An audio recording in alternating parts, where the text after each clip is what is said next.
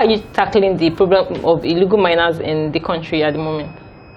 Well, we have an organized system where we have presence in every state. There is a Federal Ministry of Mines and Steel Development presence in every state, headed by what we call a Federal Mines Officer, who is the head of the ministry in that state. They're empowered, logistically and otherwise, to be able to ferret out this, essentially get information about illegal activity wherever it's taking place, and with the cooperation of the security agencies, civil defense, and of course the police, they're able to dislodge this. When they are unable to deal with that at that level, they can escalate to the ministry at the center in Abuja, and then there's a security council.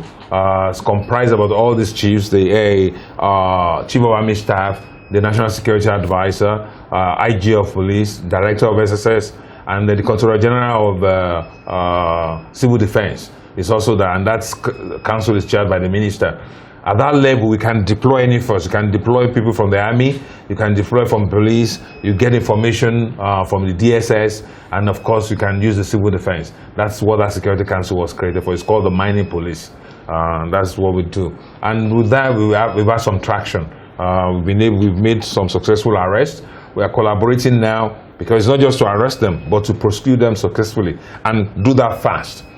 So we are getting some dedicated mining courts. That's courtesy of the Chief Justice of, we spoke with the Chief Justice, but the Chief Judge of the Federal High Court is helping us to create, within the existing courts, some specialized courts for mining cases so that we can dispense justice fast. All right, so what is the government doing to ensure security at our mining site? Seeing that some of our local miners have been attacked at some of these mining sites, they've been attacked by bandits from some of these mining sites. So what is the government doing to ensure security for these our local miners? Well, that question, essentially, if you are registered with us as a miner, if you're legal, we ensure to make sure that you do all that is right by the community in terms of consent, community agreement. That in itself gives you some security in itself, especially when the community in which you are mining are with you. That's very important. Those communities, they support you because they have their own benefits to derive from that. But when you have external attacks, if this is reported to us in the same manner from the FMO level, they can deal with that. But the security architecture generally of the country is beyond our sector. That takes place at the National Security Advisors level with the service chiefs and of course all these people. But if it comes to mining particularly, that's the same way we deal with illegal miners is what we deal with any security that comes up within the mining sector. All right. Okay, tell us more about the artisanal mining of gold, and what should Nigerians expect from PAGMI?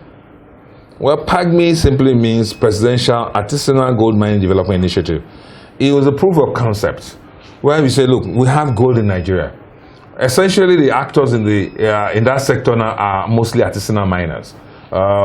Fortunately for us, we have a proper company that's just coming. They are in Osun. It's called Tor Explorations. It's a Canadian company who has come in. But then, within the artisanal mining sector itself, we're able to aggregate. There's something we call mineral buying centers, which in license. So that these artisanal miners, when they realize whatever they win from ground, they sell to these approved buying centers.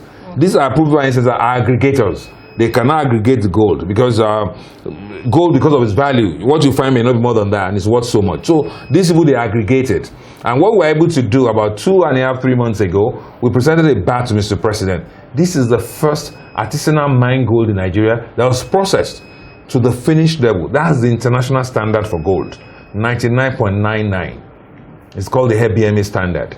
That gold can be traded and is recognized because it has its own unique number on that bar that you saw that we presented. There's a unique number that no other bar will have in the world, and is registered at the HBMA records.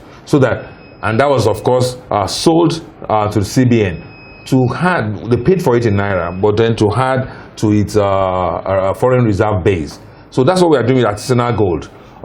And essentially what that is a proof of concept that this can be done locally. So we're encouraging investors, local and foreign, to come and invest in gold mining, and of course to process that gold to that level.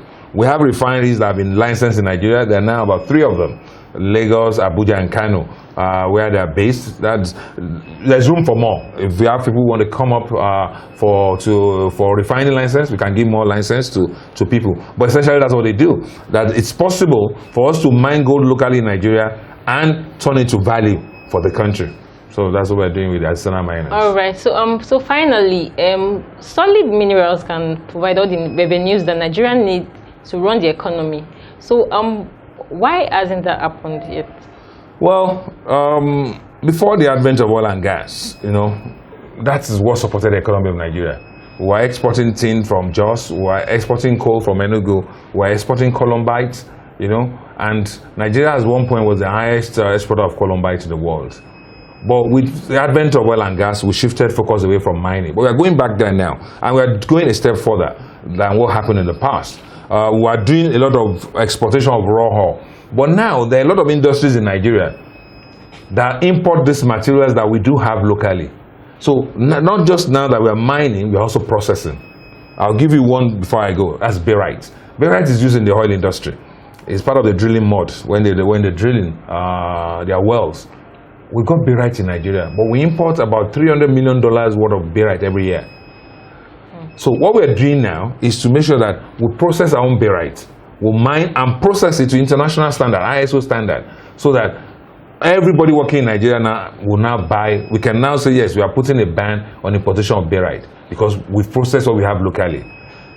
So that we don't keep doing, we export crude oil, buy refined petroleum. So that will do that. And then that particular material we can now export to other people who are also in the oil business. Ghana, South Africa, where they've discovered oil around us. So it's a sort of rejuvenation, if you like. We left that sector because we focused on oil and gas.